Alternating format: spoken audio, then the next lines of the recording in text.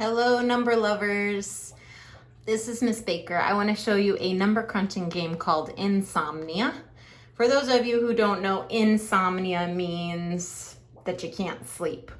And I'm not sure where the name of this game came from, but that's just how I learned it. Maybe this is a good game to play if you can't sleep, or maybe this is a game for people who think so much about numbers that the numbers keep them up at night. Here's how you play.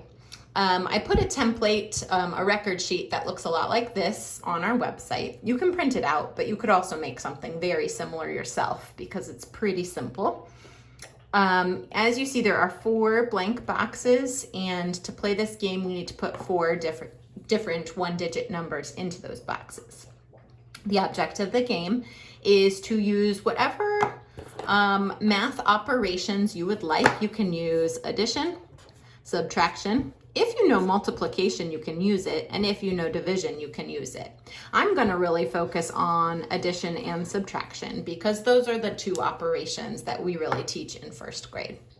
To pick your 4 numbers, you can use some number cards and put them upside down and just pick 4 numbers. You can ask a parent to just provide you with 4 numbers. I happen to have these cubes with numbers written on them. So I am going to set up my game like this. I'm going to mix them up and I'm going to just randomly pick 4. So I got 2 and I got 4 and I got 1 and I got 6. After I pick my numbers, I can put the rest aside. I tend to like to put mine in order when I put them into my boxes. And of course, you can write your name and the date. And then you get started. So to play this game, I have the option of using any of these 4 numbers to create equations, and I want the answer to my equations to add up to each of the numbers 1 through 14. Sometimes this is possible, and sometimes it is actually impossible, but you might be surprised how often you actually can create every single one of these numbers. So I'm going to start by giving a couple of examples, and then I'm going to put it in fast speed. So whenever I'm trying to make 1, I look for numbers that are neighbors, like 1 and 2, because I know that if I have 2 and I take away 1, that equals 1.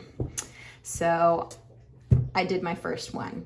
Ooh, now to make 2, I'm going to look for numbers that are 2 apart, and I see I have 2 options. If you would like a bonus in this game, you can actually make more than 1 equation for each. I know that if I have 4 and I take away 2, then I'm left with 2. So you see, I'm trying to make each one of these numbers. I also could have done 6 minus 4 equals 2. And if you are really keen, you can see there are actually some other ways to make 2 as well. I'm going to keep going and see if I can make all of these numbers all the way up to 14.